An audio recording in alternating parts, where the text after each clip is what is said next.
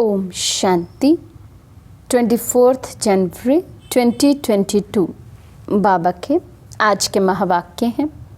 बाबा समझाते, मीठे बच्चे, 21 जन्मों के लिए सदा सुखी बनने के लिए इस थोड़े समय में देही अभिमानी बनने की आदत डालो। प्रश्न है, दैवी राजधानी स्थापन करने के लिए हर एक को कौन सा शौक रखना है? बाबा समझाते, सर्विस का। ज्ञान रत्नों का दान कैसे करें, ये शौक रखो। तुम्हारी ये मिशन है पतितों को पावन बनाने की। इसलिए बच्चों को राजाई की वृद्धि करने के लिए खूब सर्विस करनी है।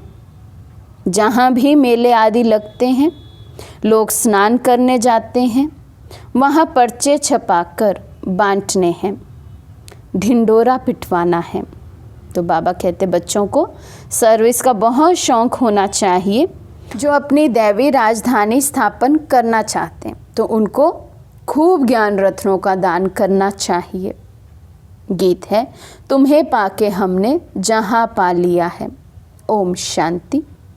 निराकार शिव बाबा बैठकर बच्चों को समझाते हैं कि बच्चे, देही अभिमानी भव, अपने को आत्मा समझो और बाप को याद करो। हम आत्मा हैं, हमको बाप पढ़ाते हैं। बाबा ने समझाया है, संस्कार सब आत्मा में ही रहते हैं। जब माया रावण का राज्य होता है अथवा भक्ति मार्ग शुरू होता है तो देह अभिमानी बन जाते हैं। फिर जब भक्ति मार्ग का अंत होता है तो बाप आकर बच्चों को कहते हैं, अभी देही अभिमानी बनो। तुमने जो जप, तप, दान, पुण्य आदि किए हैं उनसे कुछ भी फायदा नहीं मिला।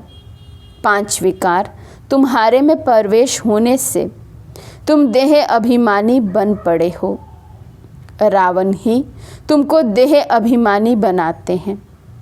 वास्तव में असुल तुम देही अभिमानी थे। फिर से अभी ये प्रैक्टिस कराई जाती है कि अपने को आत्मा समझो। ये पुराना शरीर हमको छोड़ नया जाकर लेना है। सतयुग में ये 5 विकार होते नहीं हैं। देवी देवता जिनको श्रेष्ठ पावन कहा जाता है, वे सदैव आत्म अभिमानी होने के कारण 21 जन्म सदा सुखी रहते हैं। फिर जब रावण राज्य होता है तो तुम बदल कर देह अभिमानी बन जाते हो। 21 जन्मों तक आत्म अभिमानी रहते हैं। सतयुग त्रेता युग में तो सदा सुखी रहते हैं।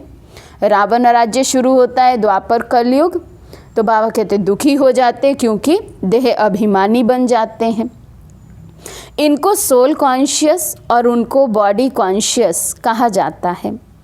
निराकारी दुनिया में तो बॉडी कॉन्शियस और सोल कॉन्शियस का प्रश्न ही नहीं उठता है।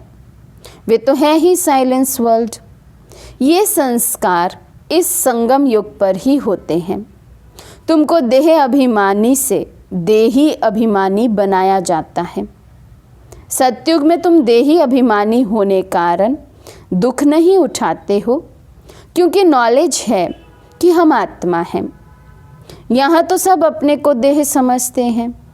बाप आकर समझाते हैं, बच्चे अभी देही अभिमानी बनो तो विक्रम विनाश होंगे। जितना अपने को आत्म अभिमानी स्थिति में रखेंगे, सोल कॉन्शियस हो रहेंगे, बाबा कहते उतने ही विक्रम भी विनाश होते जाएंगे। फिर तुम विक्रमाजीत बन जाते हो। शरीर भी है, राज्य भी करते हो तो आत्म अभिमानी हो।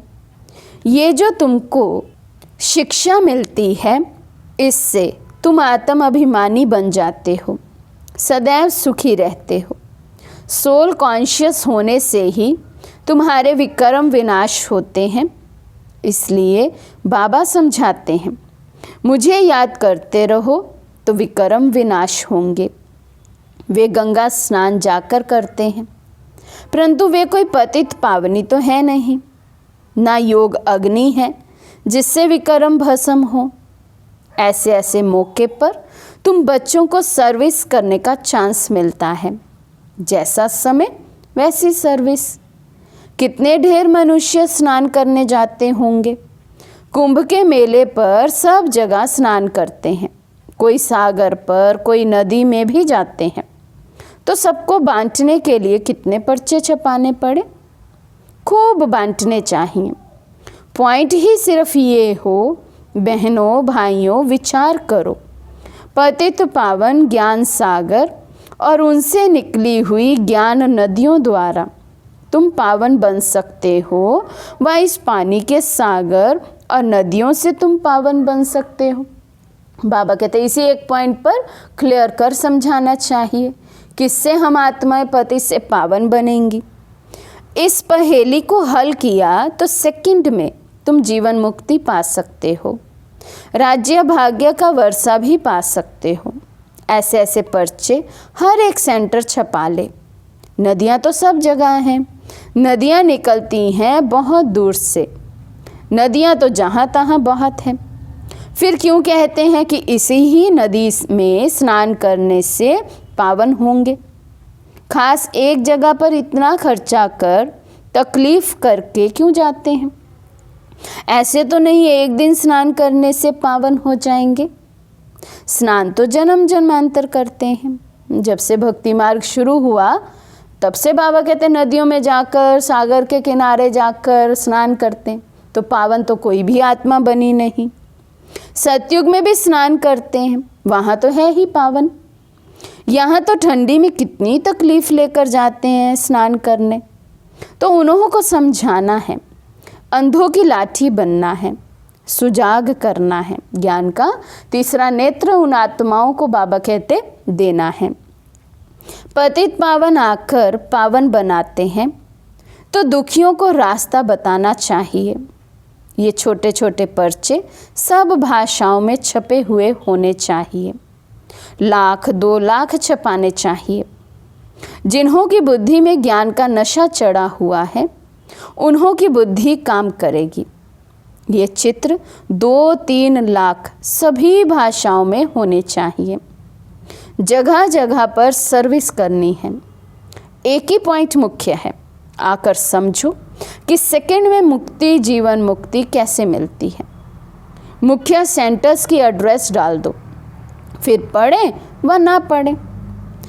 तुम बच्चों को त्रिमूर्ति के चित्र पर समझाना चाहिए कि ब्रह्मा द्वारा स्थापना जरूर होनी है। दिन प्रतिदिन मनुष्य समझते जाएंगे कि विनाश तो सामने खड़ा है। ये झगड़े आदि बढ़ते ही जाएंगे। मिल्कियत के ऊपर भी कितना झंझट चलता है। फिर नहीं तो मारामारी भी कर लेते हैं। विनाश तो सामने है ही है। जो अच्छी रीति गीता, भागवत आदि पढ़े होंगे वे समझेंगे बरोबर ये तो पहले भी हुआ था। तो तुम बच्चों को अच्छी रीति समझाना चाहिए कि क्या पानी में स्नान करने से मनुष्य पति से पावन बनेंगे व योग अग्नि से पावन बनेंगे। भगवान उवाच, मुझे याद करने से ही तुम्हारे विक्रम विनाश होंगे। जहाँ जहाँ भी तुम्हारे सेंटर्स हैं तो विशेष मौके पर ऐसे पर्चे निकालने चाहिए।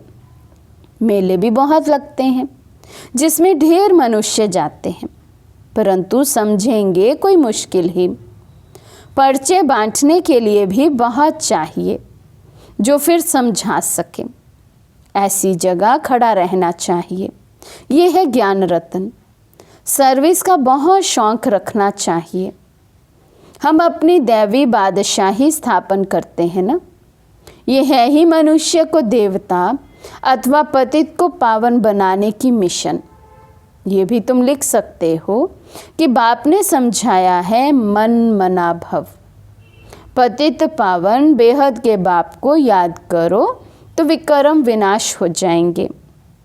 यात्रा की पॉइंट्स भी तुम बच्चों को बार बार समझाई जाती है। बाप को बार बार याद करो। सिमर सिमर सुख पाओ, कलहा कलेश मिटे सब तन के। अर्थात तुम एवर हेल्दी बन जाएंगे। बाप ने मंत्र दिया है कि मुझे सिमरो, अर्थात याद करो। ऐसे नहीं कि शिव शिव बैठ सिमरो। बाबा कहते, बाबा जो ये मंत्र की बात करते हैं, सिमर सिमर सुख पाओ की बात करते हैं, तो बाबा कहते ये नहीं कि बैठकर बस शिव शिव बोलते रहना है, सिमर करना है, नहीं।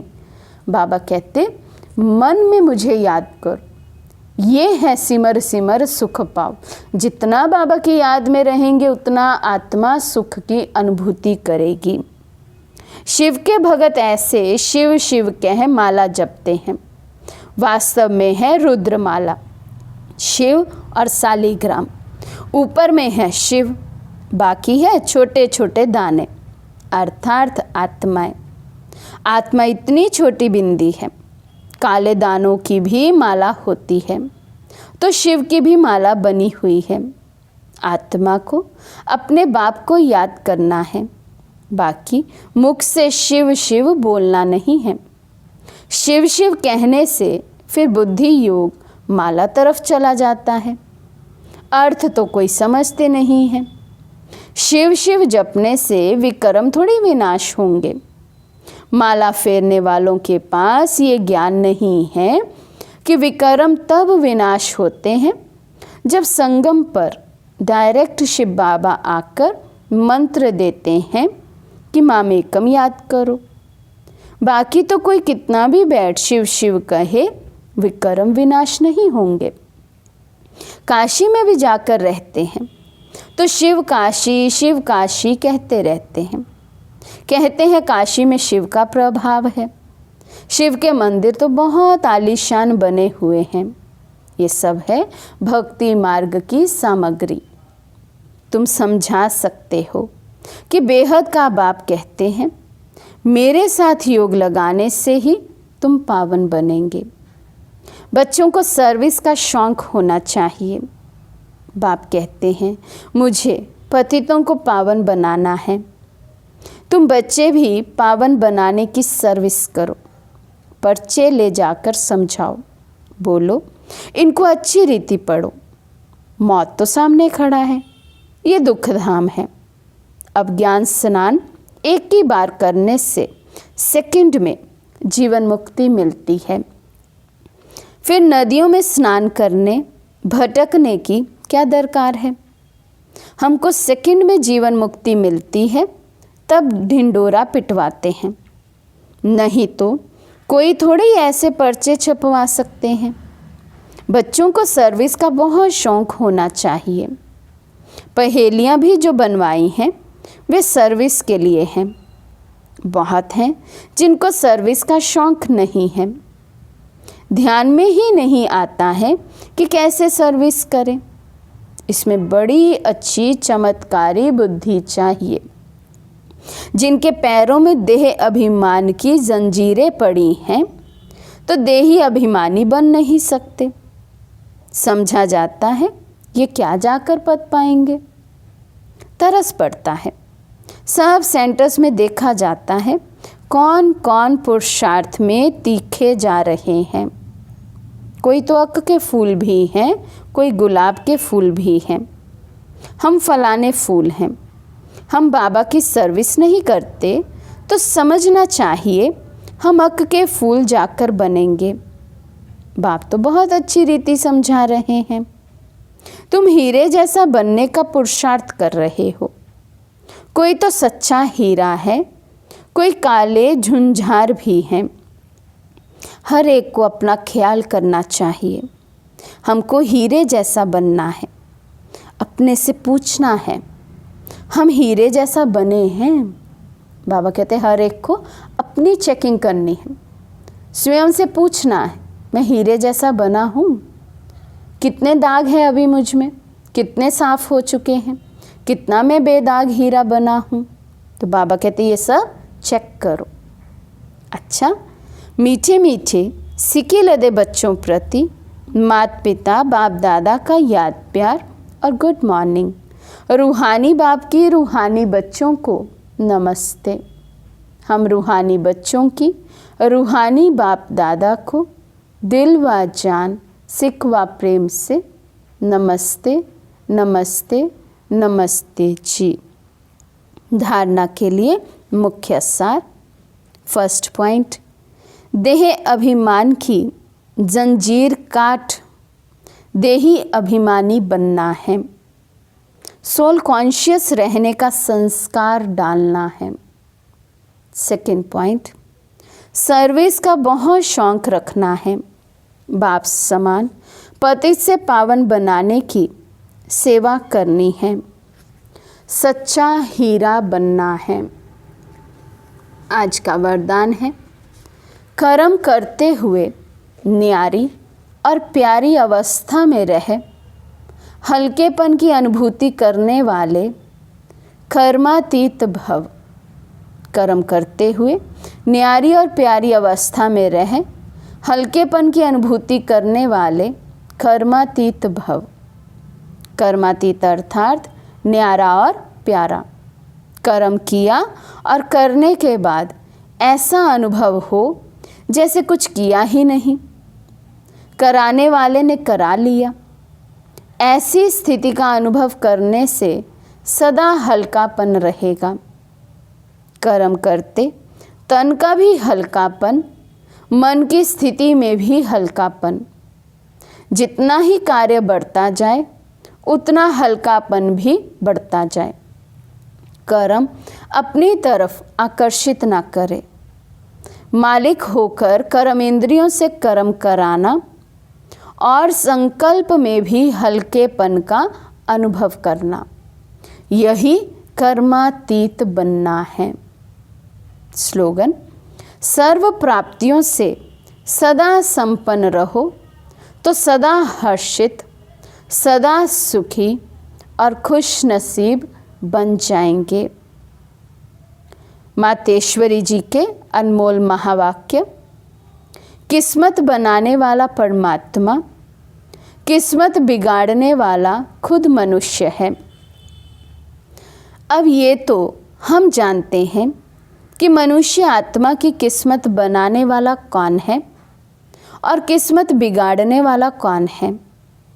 हम ऐसे नहीं कहेंगे कि किस्मत बनाने वाला, बिगाड़ने वाला वही परमात्मा है। बाकी ये ज़रूर है कि किस्मत को बनाने वाला परमात्मा है और किस्मत को बिगाड़ने वाला खुद मनुष्य है। अब ये किस्मत बने कैसे और फिर गिरे कैसे, इस पर समझाया जाता है। मनुष्य जब अपने को जानते हैं और पवित्र बनते हैं तो फिर से वो बिगड़ी हुई तकदीर को बना लेते हैं। अब जब हम बिगड़ी हुई तकदीर कहते हैं तो इससे साबित है कोई समय अपनी तकदीर बनी हुई थी जो फिर बिगड़ गई है। अब वही फिर बिगड़ी तकदीर को परमात्मा खुद आकर बनाते हैं। अब कोई कहे परमात्मा खुद तो निराकार है, वो तकदीर को कैसे बनाएगा। इस पर समझाया जाता है निराकार परमात्मा कैसे अपने साकार ब्रह्मा तन द्वारा, अविनाशी नॉलेज द्वारा हमारी बिगड़ी हुई तकदीर को बनाते हैं। अब ये नॉलेज देना परमात्मा का काम है। बाकी मनुष्य आत्माएं एक दो की तकदीर को नहीं जगा सकती हैं। तकदीर को जगाने वाला एक ही परमात्मा है, तभी तो उन्हों का यादगार मंदिर कायम है। अच्छा, ओम शांति।